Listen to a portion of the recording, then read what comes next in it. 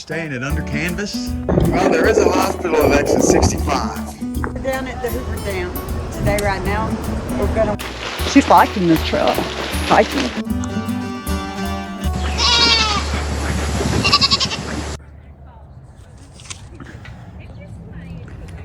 Hey guys, so I want you to look behind me. Today, we're at the St. George, Utah Temple. Take it in. I zoomed in on some of that writing so they could see it. In January of 1871, Brigham Young announced that he was going to build this temple here in St. George. He wanted a place for his people to come together, to worship, to support the community, to support each other, and for them to have a place in their community. And he wanted it to be the first one and the biggest one built. And if you look at any other church or anything around this community, this dwarfs. I mean, like, this makes everything looks I'm just going to stand backwards. I mean, I got to get way back here so we can get her all, you know. Right. Oh boy. The groundbreaking for the temple here was in November of 1871, and its preliminary site dedication, where they dedicated it, was by 3 main members. And what was so weird, when we were doing a walk through the St. George Cemetery, Jay had mentioned a couple of these guys' names just by pure coincidence. We hadn't even studied the church yet. And the site dedication done here was done in 1877 by Wilford Woodruff, right? Erastus Snow and Brigham Young. And then the dedication, where they dedicated it to the public and to God, to the community, was done in April of 1877. But the public open house to non-LDS members, to the general public to come and look at it, wasn't done until 1975. Okay? And we'll walk in and cover some of this. It was a crime to keep this from everybody for Yes. so long. It's beautiful. It is very beautiful. If I'm looking at the design, it kind of reminds me a lot of like Roman and Greek architecture.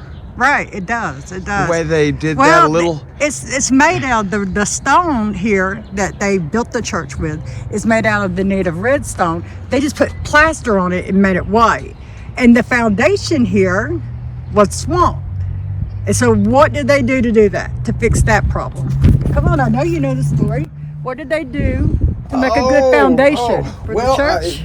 The foundation and the grounds packing of this church started in France, back around Napoleon's time, when he tried to take over Moscow. That didn't succeed, so a lot of the war supplies were left there. So somehow this cannon made its way across Russia, into Alaska, down to California. So in the cannon, it made its way into the hands of some of the LDS members. And they put it on wheels, because this was just a big cannon. They put it on wheels, they brought it up here, and what they would do is they would raise it and they would use it. They filled it with concrete and cement. Yeah, they made it even heavier, and they packed it, and they would drop it to pack, drop it to pack, drop it to pack. But they packed it with volcano rock. Right, and there's a lot of the volcanic rock around here. And what I thought was really cool with the story was they kept doing this, and when it finally bounced 3 times, that's when Brigham Young said, okay, I think we're good. And that were packed, yeah. And they packed it with volcanic rock to keep the foundation solid. And you know what? That would work, wouldn't it? It would. It would really work. Look at this. That is beautiful. Oh, it is. And we're just walking the grounds of it right now here in front. See, and like the way they did part of that stairwell reminds me like some of the Egyptian art that you see. The high look there. So, I mean, it's definitely very well inspired. Yes. Oh, this is beautiful. And when he come out here to build this, you know, they said that it's built on 6.5 acres. That's how much land is here around it. And it's got an ordinance room, and it's got veil rooms and a baptistry. The total floor area of the church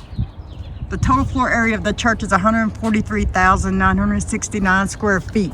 Wow. The height all the way up is 175 feet. So that's 175 feet to the top. Yes. Woo-hoo-hoo, And the elevation here is 2,678 feet. So we're 1,600 feet higher here than we are at the house. Right. And it's the longest operating temple and the first built in Utah.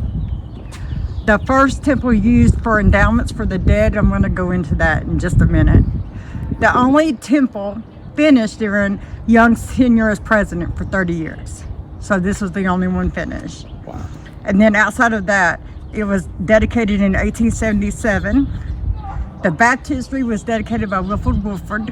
I can't say his name. The assembly room by Erastus Snow, and the sealing room by Brigham Young Jr. And then they started doing baptisms for the dead, so we'll walk this way and I'll talk about that. Yeah, I mean, let's just kind of take some of this in, Yeah. walk around, look at the grounds. I mean, it's I want to beautiful. take and talk about this. I mean, it looks because so, man, you get done with the service, you come out here, you sit and you talk a little bit about the service, have some kinship and fellowship, and that's what it's all about. Yes. Oh, it's beautiful out It here. really is. I mean, I don't know if it's like, in our church where the pastor stands at the door and shakes your hand when you leave, but I mean, it is a great feeling here. It's going to go down here. And guys, and you got to remember, we bring you all kinds of stuff like this. Like we did the Gabby at, what was that, Gethsemane up in Kentucky? Yeah, Gethsemane. Or Gethsemane, yeah, that's it. See, and you have a sidewalk and stuff. You can see there's visitors. These cars around here, they're not having service, guys. This is just, this is the way this is how many visitors they have. Yeah, when we first pulled up, I thought they were having service, and I didn't want to be rude and interrupt, service, of course. No, they don't have service. They're not having service, but, and only LDS members can attend anyway. I'll tell you what, I would really love to attend one very respectfully. I Well, really as would. many people that come here to try to see this, I'm sure they have a lot of people that try to sneak in and do things. So I don't know how they would check that. But you see the people up here taking pictures and visiting. We'll go up here to the front of this. I mean, and the way that they have the grounds decorated. Yes. Oh, they put a lot of work into this. Because I'll tell you guys, if I was going to do a dedication to the Lord by making a beautiful place, this would be something that would come out of my mind, because wow. Isn't that beautiful? It is gorgeous.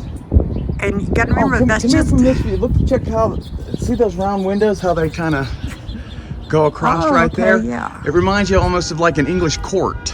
Right, like a castle. Just like a castle. And they come over from England, Switzerland, Scotland. And you can Germany. see the influence in the design. You really Yes. can. Oh, it's beautiful. It is. And so they have what they call they have the baptistry, and then they have veil rooms. And veil rooms are different. And I'll talk about those in just a second when we get around the other side. Let's look at the front of this. Oh, I agree. It's beautiful. See, let me get right here and take this picture. Yeah, let me get a picture of this sign right here. Yeah, we're gonna do that.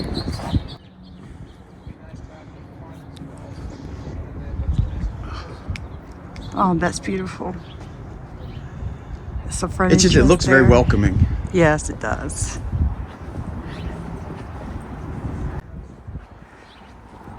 I can tell that it takes up that much square footage and it's that big when you walk around. I almost want to go up to Salt Lake City now to check out the Utah temple there, the Salt Lake City temple. Yeah, that's kind of like going to the Vatican in a way. Right, yeah. But a lot of people come here because this is the biggest and it was the first one made. And we're going to go through here into the garden. We'll start talking about the veil. The veil room, guys. Let me do an analogy here. The veil room. When we talk about the Protestants, when we talk about Christ on the cross, and when he died, it said that he rent the veil. And what that symbolizes and what that really means is that no longer do we have to go through a priest or a second party to go to God. He fixed it. We're the only person, the only thing we need is him. We need to believe in him and have salvation and repentance so we can go to God. And that was brought to us from Martin Luther. Now, yes. we gotta remember that Martin Luther's the one that opposed the Catholic Church, and he just discovered through his own study. And that's what we encourage everybody to do, your own study. Yes. Walk your own spiritual walk. But he discovered that, hey, wait a minute. You don't have to go to a priest for forgiveness. When the veil ripped in the temple, through Christ, we have access to God. Okay, so in this room, they have a veil room. And what happens is a minister gets on one side of the veil, and he is symbolic of God. Like in the Holy of Holies, if you go back to the tabernacle in the desert with Moses, there was a tabernacle built, and there was a veil that went between the inner tabernacle to the Holy of Holies where God dwelt, right? And only the priests that were purified of heart, that were really pure, after they went through these rituals and these sacrifices, could go in there to the presence of God, okay? So the minister here, he stands behind the veil. Okay. The minister stands behind the veil, and he puts his arms through the veil. And the people that come up on the other side, there is like a scripted set of words and things that they have to exchange with this person behind the veil. And they have to give alms and prayers and go through this ritual and know these chants. And they do that for a couple of reasons. One of the reasons they do that is so they said that if you don't know these chants and this presence and go through this veil ceremony, you can't go into the presence of God even after you die. Another reason they do that is so that in the afterlife, they can become kings and queens and princes and princesses, right? Another reason they do it is so they can get their dead loved ones that died into heaven. So they have a way of, by proxy, standing in, getting baptized, paying alms for them, saying prayers for them, so they can be what you call saved, even though they died without that salvation, without that baptism. Right, and that's not uncommon either, because Episcopals are very similar, but the Catholics are the same. When Jennifer was telling me about this, because she did all the research on this one, it made me think of more like what is that? What's the name of those booths in the church where they go into? Confession booths? That's it, a confessional.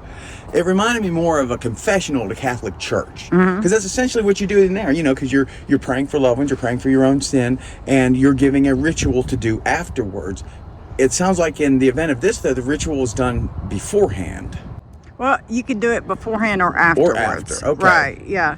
And you can also stand in and be baptized for that person. Say I had a friend that passed away that I loved dearly, but they wasn't baptized, and I'm Mormon.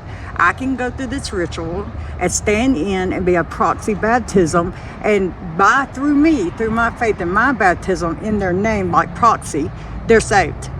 Now that's their belief on how they operate. That's how that little room. That's the thing too, guys. Right. We just want to share beliefs, whether it's ours or not. We respect that. We respect others' beliefs. And then there's another room called the sealing room, and the sealing room is where it's SEALING, and that's where people go in, and man and woman go in and they kneel over an altar and join hands and they get married.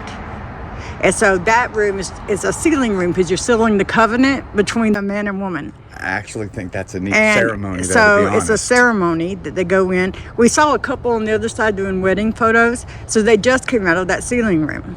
So you go into the sealing room, you do your marriage vows, and you're sealed together, vowed together for life. And that's what that means. Well, amen. That's what that sealing room is. I can't complain. Right.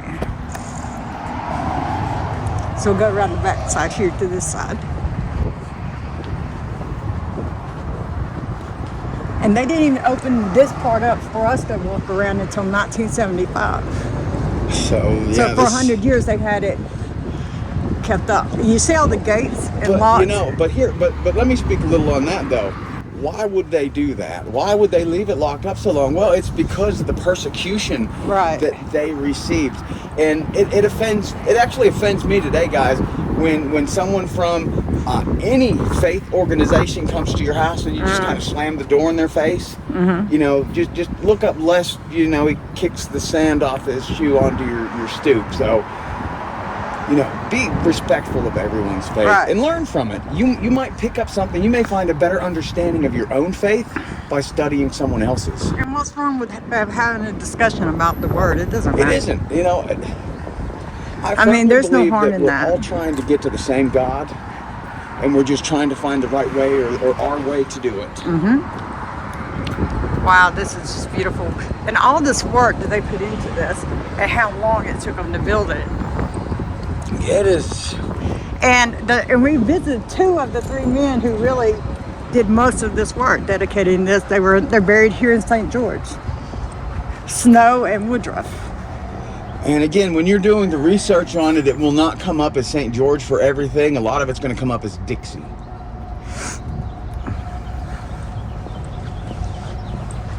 And you see how they have all of these meditating gardens and things like that out here? That's what I said. It reminded me so much of the Abbey that we went to. And it's not open, like there's only certain hours that they open this. There's only one day a year they open it to the public. So you have to get on a list and then hope you can get tickets. I don't think they charge, but you have to make reservations. They don't open it to people. It's just not public. And I'm gonna tell you, I'm out here. I work. Let's see. And I'm out here quite often in the Utah area, guys. And if there's someone that attends one of these churches that could get permission, I would love nothing more than to respectfully join a service with you. I think I've been to every service and observed every service except this right here. I've been to a lot of different churches. Oh no, this is absolutely beautiful. I'm gonna go over here, see if I can get some more pictures from the side. I'm gonna catch that groom. See, they just came from the ceiling room. They're doing pictures. You get them right there. I look like a weirdo in here in the bushes taking pictures. Yeah, you do.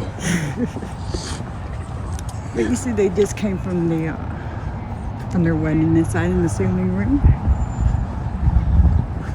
Boy, and I just look at all that grass. Wow. Let me pull this back a little bit so you guys can see this. I just can't get over the massiveness of this. That's See what how I'm beautiful saying. it It is just. It's absolutely beautiful. Absolutely. This is definitely in the top 10 largest faith buildings that we've visited. Right. Definitely in the top 10. Might be in the top 5. Yes, and now we're going to go down. All right, we're in Cedar City.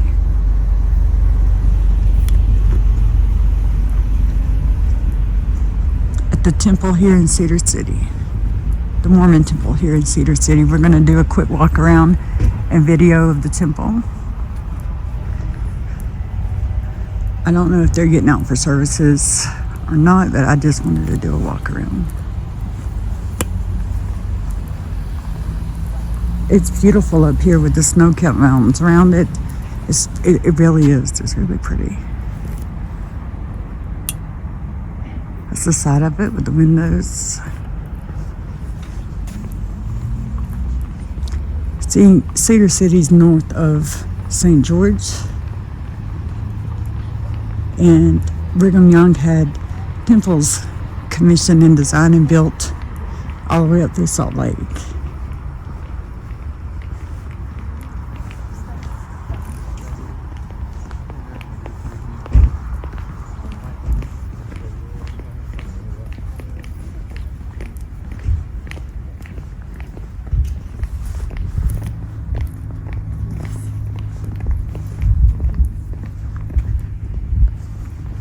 Let's go down right here on this side. It's quite chilly up here. Do you see the mountains up there, guys? Let me stop 1 second. You can see there's still snow on the mountains around here. It's really pretty. Go around here to the side. So you can get some pictures from the front end.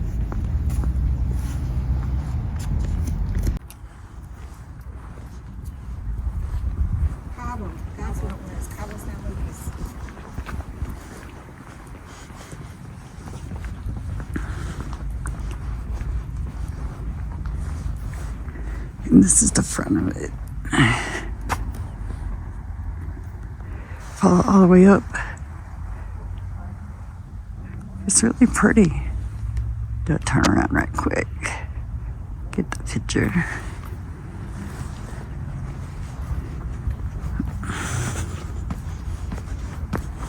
I think they're just getting on the service, so I'm just walking around. It's really pretty up here, guys.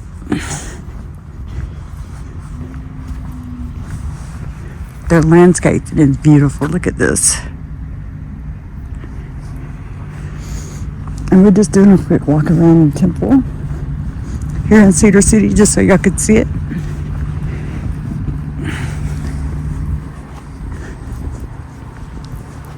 It's really huge, really big, really beautiful. It's like a mini one of the one in St. George. It's really pretty.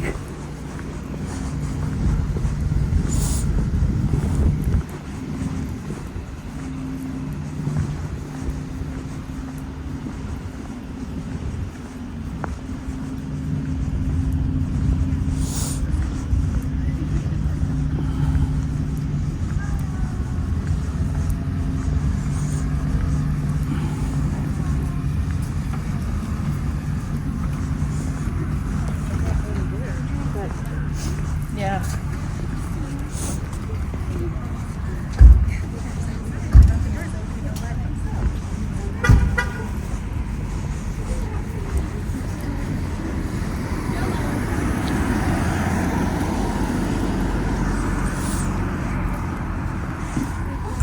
It's the front. There's a lot of people coming in for service.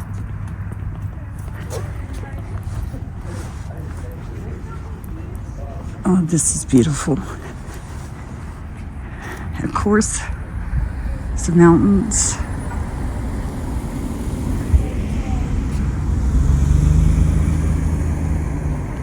Wow. 13 columns. 13. All right, so we're gonna cut out and then